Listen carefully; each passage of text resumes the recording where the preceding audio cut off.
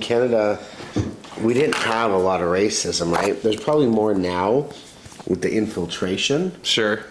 Of, all the Muslim companies and mixing of cultures. But when I grew up, in Canada, like, I didn't know what racism was. When I came to the U.S. the first time in Florida, I experienced it at a gas station where I was in the wrong place by Ybor City. I didn't understand, like, why is everybody being so mean? Like, my best buddy in Canada, one of my best buddies was Marlon Mullings. He's just, we're just this big black guy. Like, you just didn't even think of color. So it was really hard when I got to the U.S., and it's not as racist as they say, but it was hard when I got to US and I kind of experienced where people just didn't like each other without knowing each other because the color where they came from in the South. Like, I experienced at a gas station where, black guys came up there and they're looking at me and they said, "You shouldn't be here. This isn't where you should be." And I'm like, "Why? I'm just getting gas." That's insane. "You ain't the right color and you're in the wrong neighborhood. Get out of here before you get hurt." And I'm like, okay. And I got surrounded in Riviera Beach by a bunch of black guys, all like really young. And I was with Nadine. We were adjusting. We're in a fancy truck. And Nadine's, "What are you gonna do?" I'm like, "I don't know. We got 6 guys around us. We're in a brand new truck. If I move, they're just gonna kick the truck or shoot bullet holes." And so I think we're just gonna hang here. And we hung there for like 20 minutes. Finally, they knocked on the window, like, "What the hell are you doing in this neighborhood?" And I was like, "Well, I'm an insurance adjuster and I'm doing Mrs. Jeremiah somebody," or it was Jeremiah somebody. And right. Like, oh, that's my uncle. And then all of a sudden they were super, "Oh, so sorry, sir, go ahead." But they were like 16, 15-year-old kids wearing head rags, happened to be black. So I assume it was because A, I was white, or B, I didn't fit in their neighborhood and they're protecting it. So maybe it wasn't as racist as I felt at the time, but I wouldn't know that. I just knew, like, oh my gosh, if I drive, I think I'm getting like kicks in the side of my truck and there's going to be an altercation. So I just waited and kept looking at them like, what am I to do? I didn't understand what was going on.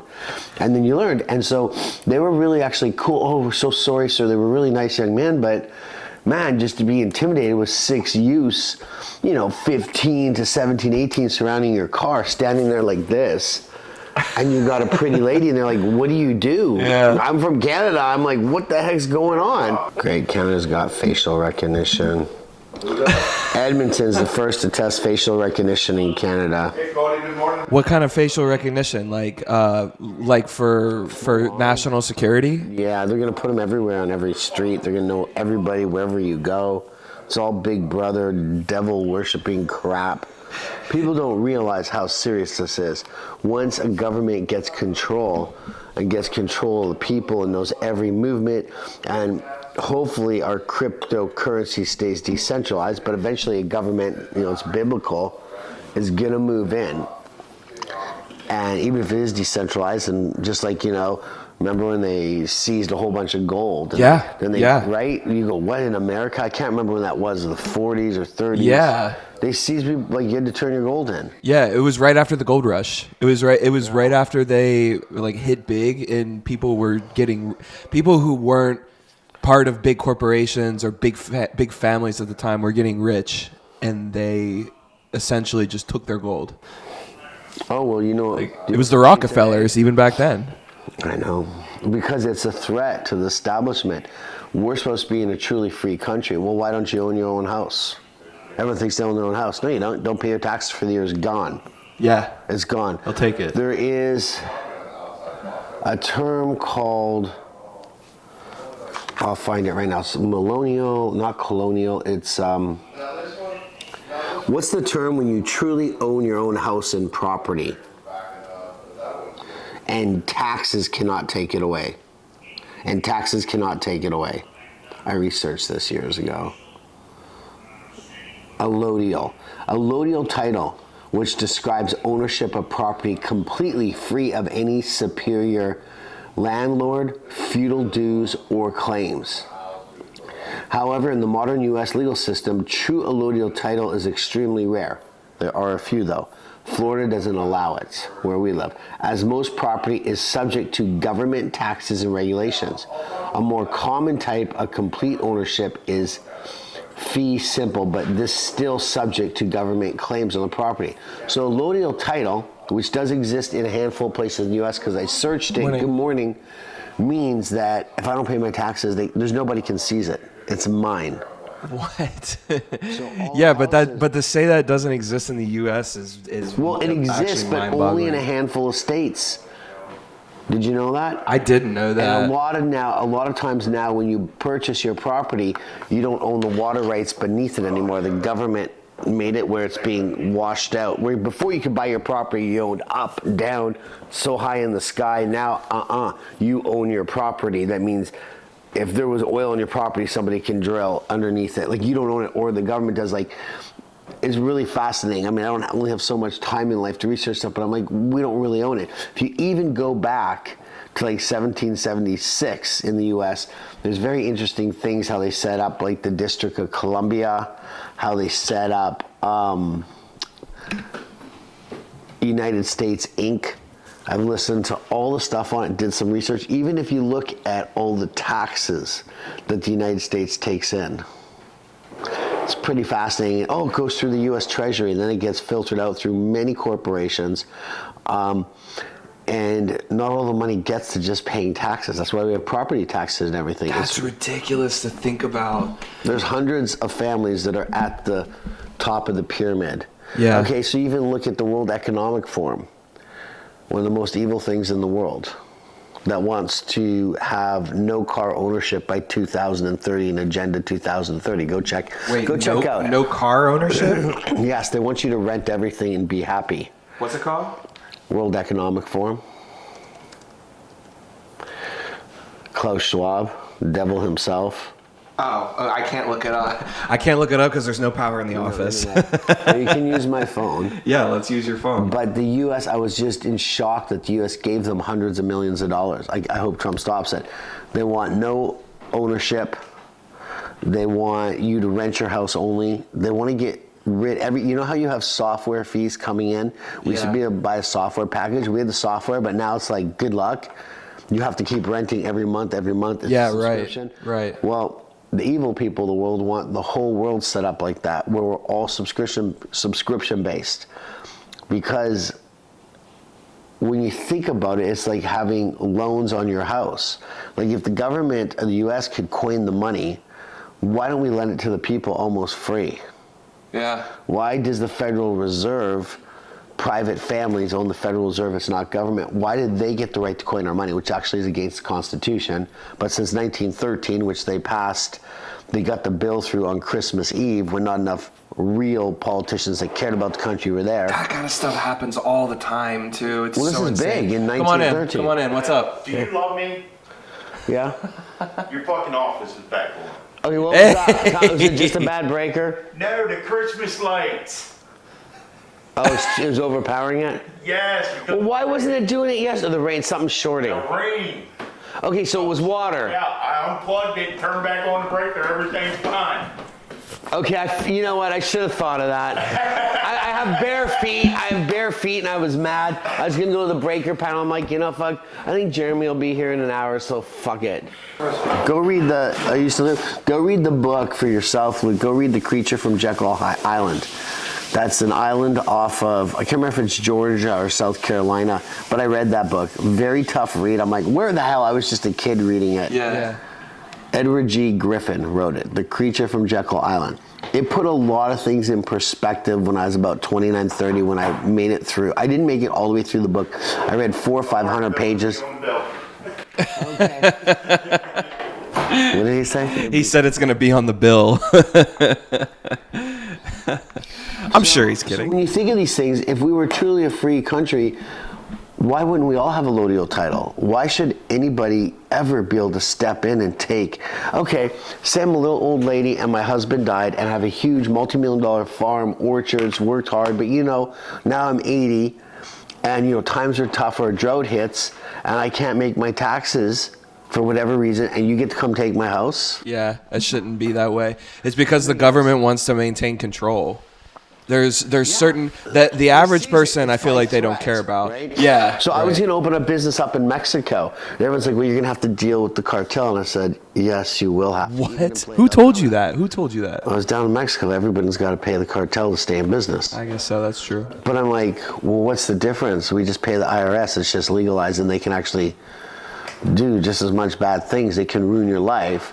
You know, cartel will kill you, but the IRS can lock you up in jail for however long for not submitting to their tax system. So what do? We pay our taxes. Yeah. We don't cheat. And if you cheat on your taxes, that's how they get you for taxing. It's better to make sure you never cheat on your taxes, pay everything, and if you have a problem making it, then you have a problem making it. You can always go bankrupt. But they get you if you cheat on your taxes once you sign the document. Now, all kinds of people say, oh, well, it's really voluntarily the tax system. I have a lot of friends who go down there and I'm like, dude, I'm paying my taxes. Sole purpose is I don't need them coming with a SWAT team seizing my house.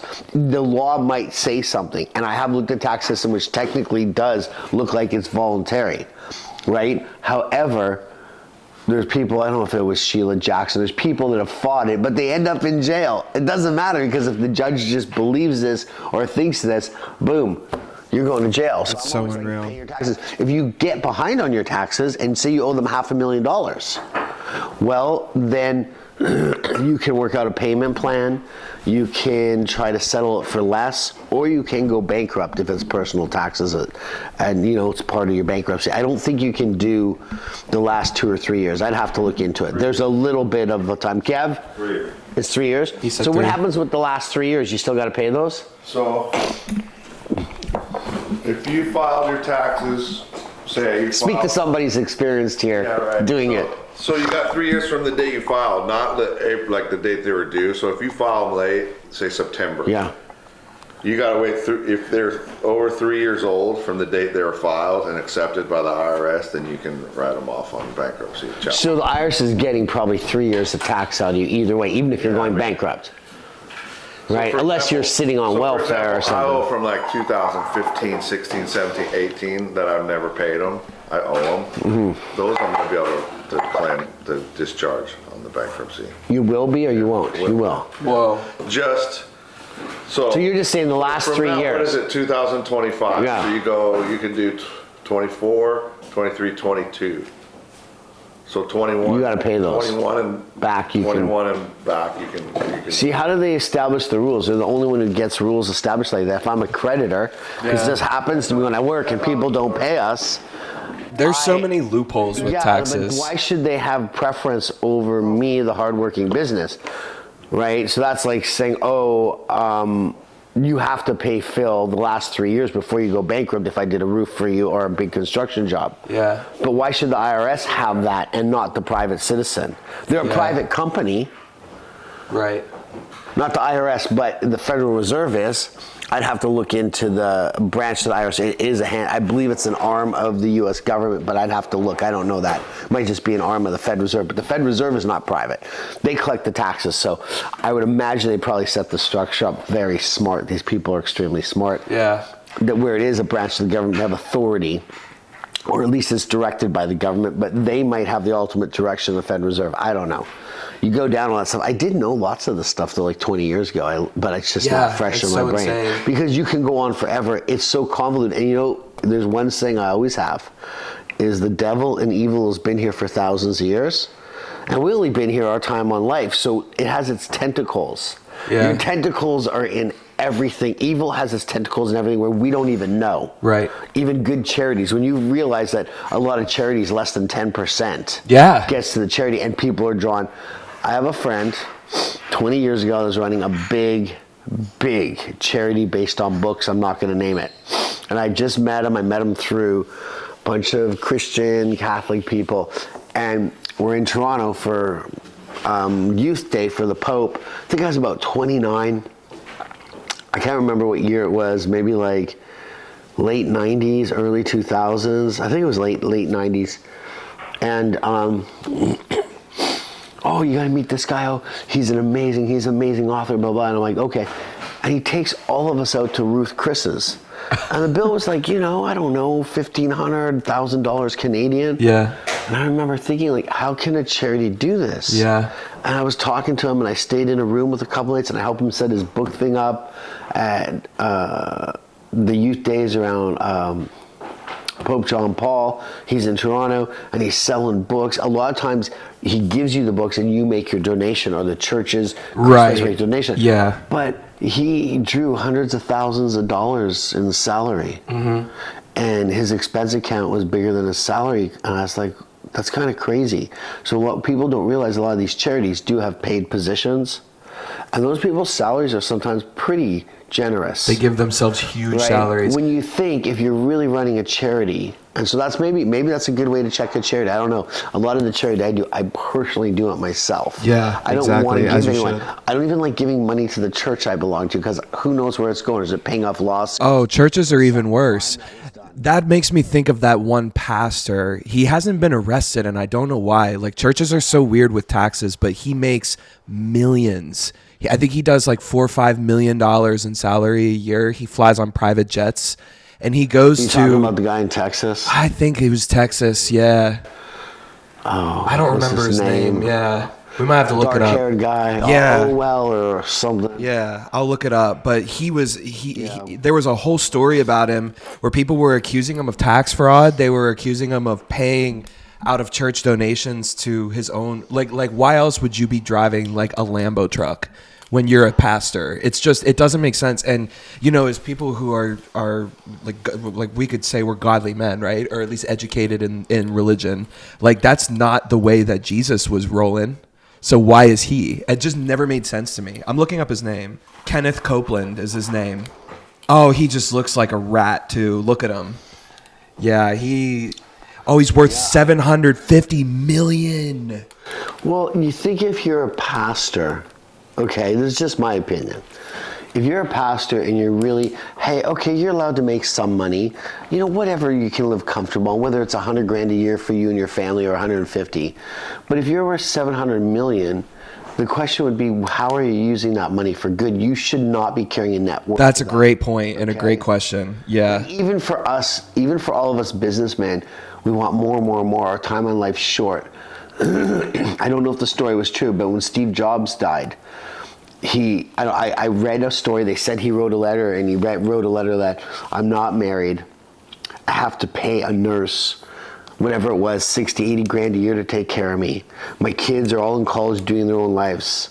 I'm one of the richest men in the world, and this is what I have. If I had to do it all again, I would figure out what a reasonable amount of money was, 5, 7 million, make it, and then live my life the best I could. Yes. And you know what? Whether that story was true or not, that's because it's debated that Steve Jobs didn't write that letter.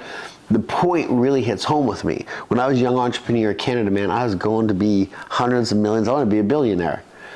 And my sister came to town, and she said, I hear you on the phone. And she goes, you're ruthless now. Where's my baby brother? And I'm like, what are you talking about? These guys will eat me up. No, but I'm going to take these guys out. Business Development Bank of Canada is going to shoot me this money. And she's like, do you think God cares? Does God care who goes bankrupt or who makes it? She goes, I don't like who you are. You look like you're the lead character, Richard Gere, out of Pretty Woman, and you're about to steal all the salesmen from this roofing company and this roofing. And I was like, Michelle, but it's dog eat. It's like, they will eat me up. They're sharks. She goes, does it matter though? Why can't you just keep it nice and professional? And I literally, after an entrepreneur day, I went and sat on a garbage can, cried, because she was so disappointed in me. And like a week later, I told everyone, hey, we're closing our company down. Like, you just won Entrepreneur of the Year like a year ago. You can't close down. I said, yeah, I can. No, you can't. And suppliers were calling me, Phil, what do you mean you're closing down? I said, I'm going to close down. The market's fallen out.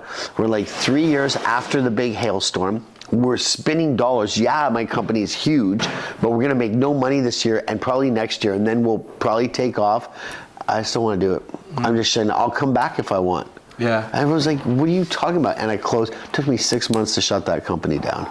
It was so big. And it was the biggest, it got to be really quick, the biggest residential company in Winnipeg. And, there's times I wish I kept doing it because I'd be worth hundreds of millions of dollars, or at least 50 or 80. but then you're like, who would have I become? Yeah. So I think it's important for even all the entrepreneurs out there to go kick it, get it hard. But you know, once you get to a point where you're financially secure, because why do we really do this? If it's for the love of money, you're pretty much going to hell. But Yeah. we're serving two masters, so there's a little bit of love of money because it allows me to do stuff, right? And then when you do make that big money, then there's either a cartel or the IRS that are ready to take a whole bunch of it. Yeah. So it's tough. It's almost not fair for the people. The system's kind of rigged against you, but there's a lot of fish to get through the net. So my goal, and I'm still working, is because, hey, once you've got all your taxes paid and you have $5 million, which I probably wouldn't keep in the bank in the near future, because there's always risks. Just like holding crypto, there's all kinds of risk.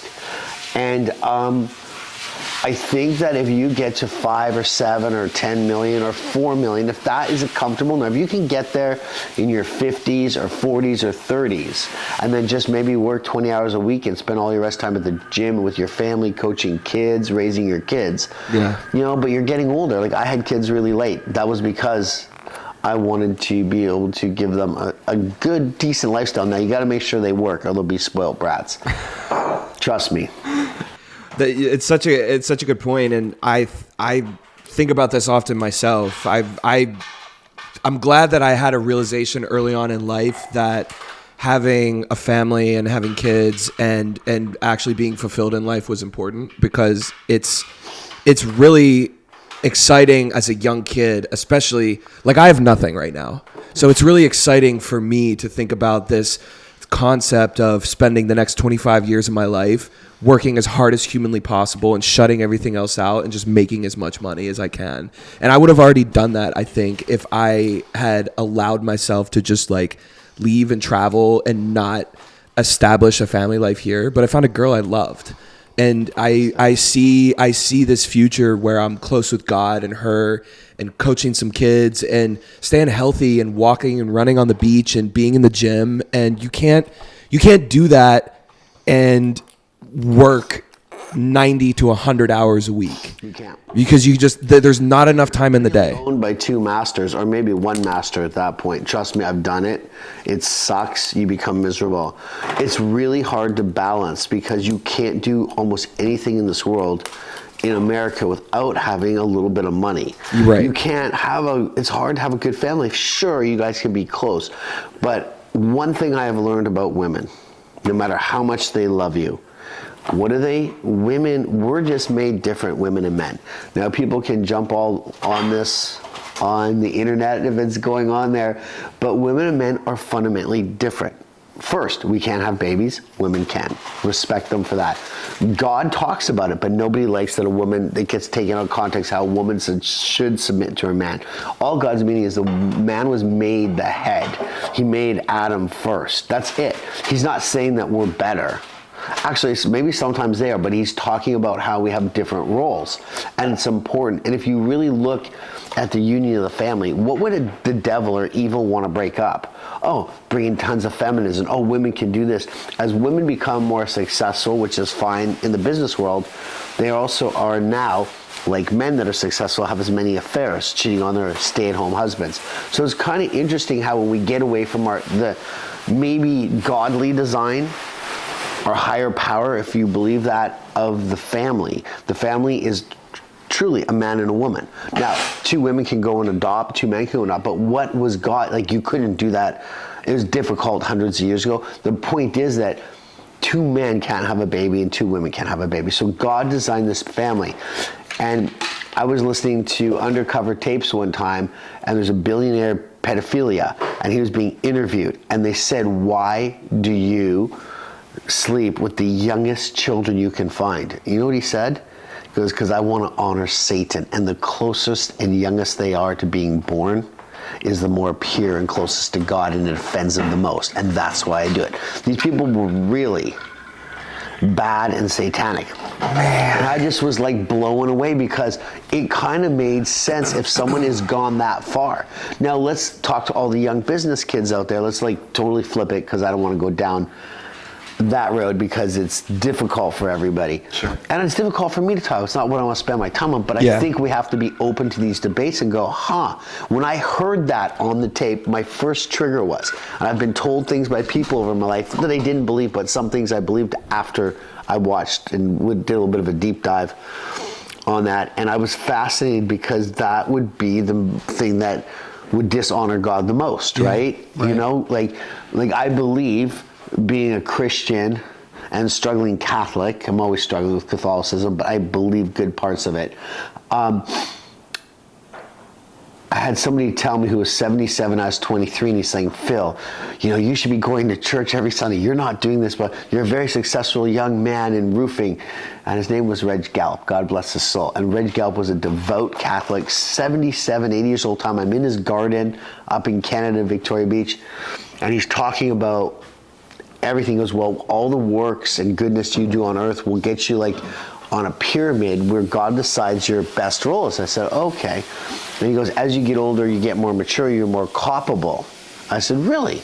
You're more culpable? And explain the definition to me. And he said, well, as you mature and you get older, something you do at 20, you know, drinking and driving, you're much more culpable at 40, 50. You should know better. It's a process. It's a journey through life. I was like, it's fun. So I said to Reg, being a smartass, I said, so what you're telling me is now you're about 77, Reg, and you're really well educated, very well educated around religion and God. You have very strong and devout beliefs. What you're saying, though, is now because you're getting older, you're so culpable that if I was to die today, I could technically end up on the pyramid higher than you. Yeah, in a lot of He ways. threw his rake down in the garden, walked away, and didn't talk to me the whole rest of the weekend. I thought it was so funny because here you are trying to mentor me, and I kind of like just hold you up, hey, with this cool concept, kind of stirring the pot, and he gets pissed off and walks out of the garden, doesn't talk to me the whole rest of the weekend. I'm like 21 years old. I thought it was so funny because I just like, hey, I could end up higher than you on the pyramid because as you age and you have all this experience, your little sins might trump my little sins. You're in trouble, Reg. Yeah. Anyways, it was funny. So much of the stuff that you do wrong as a kid, you don't even know better. And I'm talking, when I say a kid, I'm talking like 18, 19, 20. I thought that I was so in control and knew so much about decision making, and it's like I'm not even that far removed. It's like even 10 years before now at 28, I'm like, oh my God, like at 18, I was being an idiot. And just like I wasn't intentionally doing it. It wasn't on purpose. Yeah, but we're all broken people, and we're so broken. When you're that young, you're still running once you get your heart broken, you're running from love. You're an idiot. Yeah. Right. You now were the victim. Probably almost everybody is in life the victim of a broken heart. Young, whether it's 14, 16, 18, 21, 25. You made it longer. Good for you. You start victimizing people because then, for me, when I was young, I would meet a beautiful girl, but since I got my heart broken very young, when I met that beautiful girl, I was like, oh yeah, I need this. You think you need it. What you really need is God, not first. But you start falling in love again, and then you are too broken and too scared. So what does the guy do? Goes cheats, or is mean and abusive, or goes and screws it up because he can't handle it. Yeah. Hey, Kev. Getting right into action. Not yet, but I do got to go jump in the shower, get to work. But I know I did that a lot. And then this new girl that I met, Katie, I found love again at like 41. And after 3 weeks, man, I called the Uber in the middle of the night and I was ready to bolt right out of Bozeman, Montana. And I had to talk myself off a cliff. Because I'm like, you're the biggest coward in the world. You find this amazing girl, but it's too much for you, and you are a scared little boy. And I had to talk myself off a cliff. I was ready to head out and never look back. And I said, why would you do this? This is what you've been wanting for 20 years. Yeah. I mean, every time you get close to finding it, you screw it up. Yeah. Why don't you give this a shot? And then I had to tell myself, you think you're so tough, you kickboxed, you've had street fights, you've done some crazy things, but you're sitting here ready to run in an Uber, you cream puff. That's how I thought. That's how I talked to myself. I was like, you are such a coward, Phil. Yeah, and that's crazy to think. And now I have 3 beautiful kids, a beautiful wife, and it's still hard relationships, but God had his plan. God truly does give you opportunity. I actually think, and you can bank on this, Luke, what you know that you do wrong in your relationships in life, you can bank on this. This is speaking being 54 years old. Right. Life, God, the natural power, whatever you believe in. I believe in God. It's like it brings you back. You make this mistake with a woman or a relationship or even a guy friend, and then you'll find yourself back in a similar scenario. Even business. Oh, I didn't do a contract on that one and my friend burned me. He keeps bringing you back until you get it right. Mm-hmm. It's amazing. You don't know how many times with women, boom, here's another beautiful woman, they love you, and then you crush their heart. Okay, and then and my father did that, God bless his soul. He went from woman to woman to woman because he was looking for that high and that rush. And then when that rush was gone, 6 months, 3 months, next beautiful woman, next. It's a horrible way to live, though. But we glorify that in America. Oh, another notch in the bedpost. Another notch in the bedpost. It's not cool, though. You're really causing a train wreck of lives. Instead of being a man that is caring and courageous and being, no, I don't need to fill my own desires, which you should feel through God. And there is a famous bishop or cardinal. When I was 20 years old driving across the United States of America, he was on NPR or something, one of those shows, and he said that when a man goes to a prostitute or an escort, he's really seeking our Lord and Jesus. And I was so offended. This was I can't remember. I have to look it up. It's on the internet. And I was like, how could a Catholic bishop or cardinal or priest say this? And he's having this serious talk, but I was young and stupid. I didn't define it. So I was so troubled by it. I wish I could remember his name. It wasn't Vigano, I don't think. I'm trying to remember his name. It's 30 years.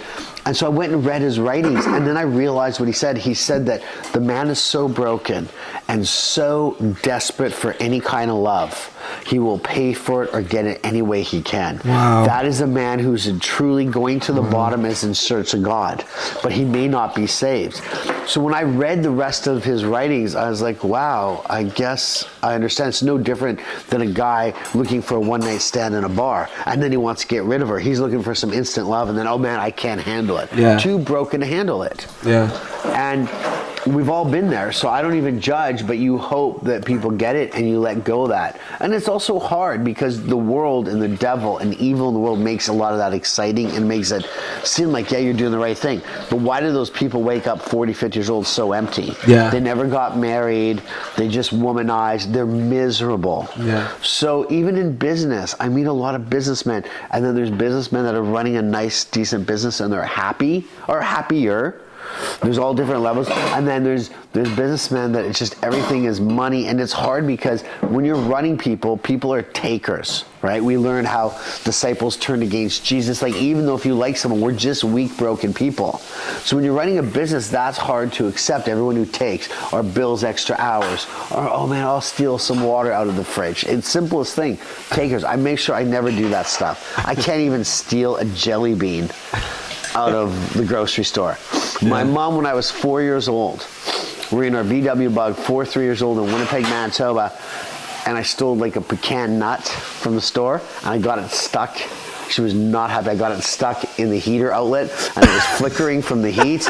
And she goes, where'd you get that? And I was like, she goes, did you get that out of, I think it was Loblaws then, or Safeway in Canada. Wow. And she drove my ass back into Safeway or Loblaws, got the manager, broke the outlet so I could get the nut out, and made me give the nut back.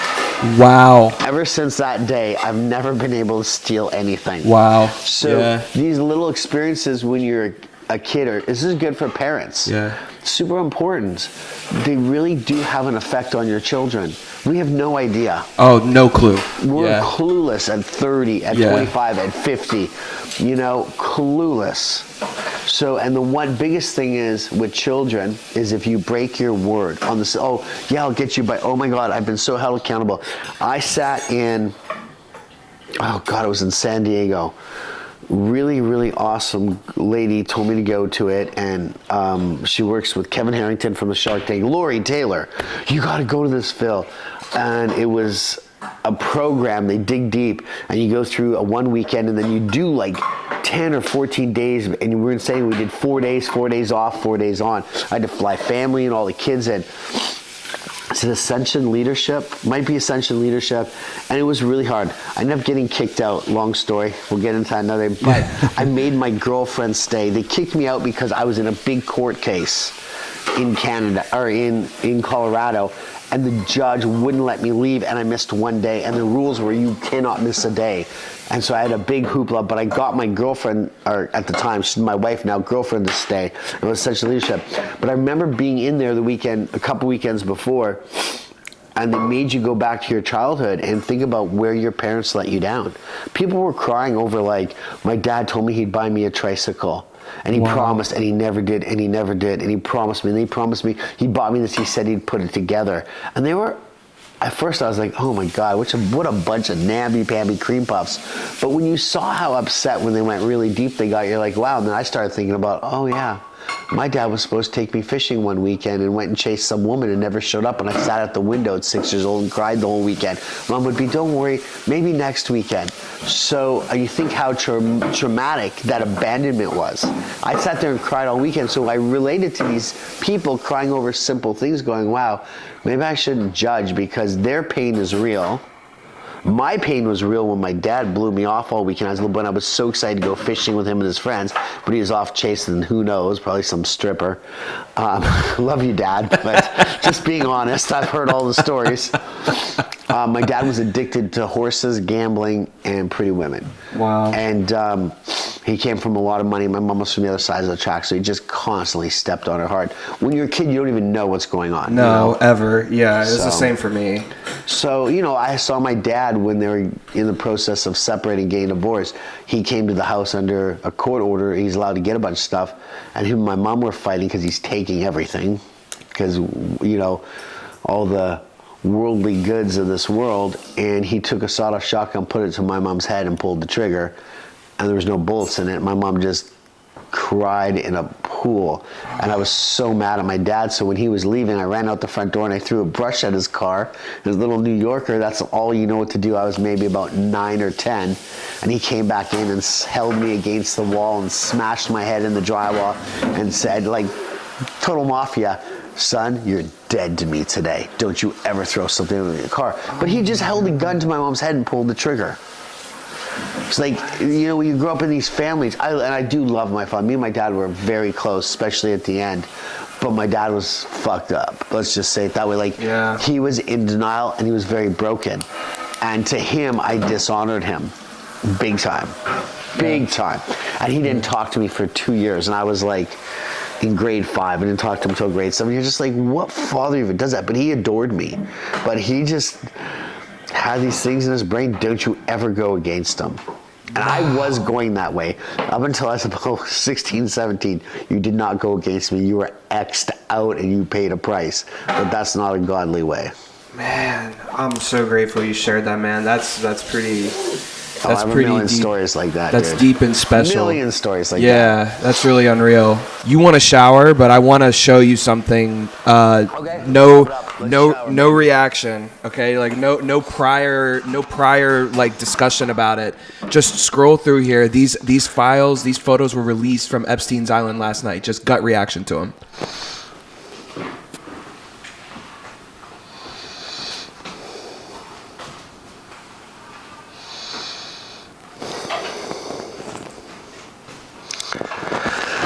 My gut reaction, just looking at him, when you really look deep at it, it's just kind of creepy. Like an examination chair, and because it's Epstein, and oh my God, the weird face with the pointed nose on the wall. Yeah, it's a just dentist weird. chair. You see that? It's a dentist chair. Yeah, I don't think dentistry was being done though. No, like they're taking people's like teeth out or something. I'm sure there's even much worse, but Names redacted on that chalkboard because they're still in the investigation. yeah, really, how are you going to keep? What are you going to keep investigating? Yeah. Statute of limitations is running on everything. It's a joke because, these are just really bad people.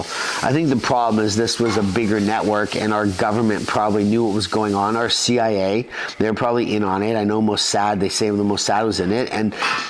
The best way that the devil works is to get something on good people so he can corrupt them. Yeah. Right? And sex is probably one of the best ways. Sex, Yeah. bribery, money.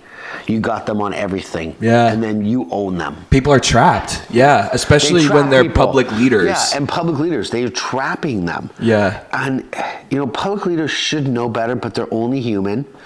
And, if you're a man, you just always get excited by love from Yeah. a woman, no matter how you get it, and they trap people. Yeah. And you'll know most of them are going to be men. I know women did go there. Oh, yeah. It's but a almost lot of times the women primarily go men. there and they maybe didn't even see half of what's going on. Yeah. That's how it is. What's up, Joe Sway? Joe Sway, come and say a few words. Come and say a few words as we head Good out. morning, bud. I gotta. Good morning. We love Joe Sway. Say hello. We love to. We love people. We love people. Yeah. We do love people. That's it. Thank you, God. Let's do it again.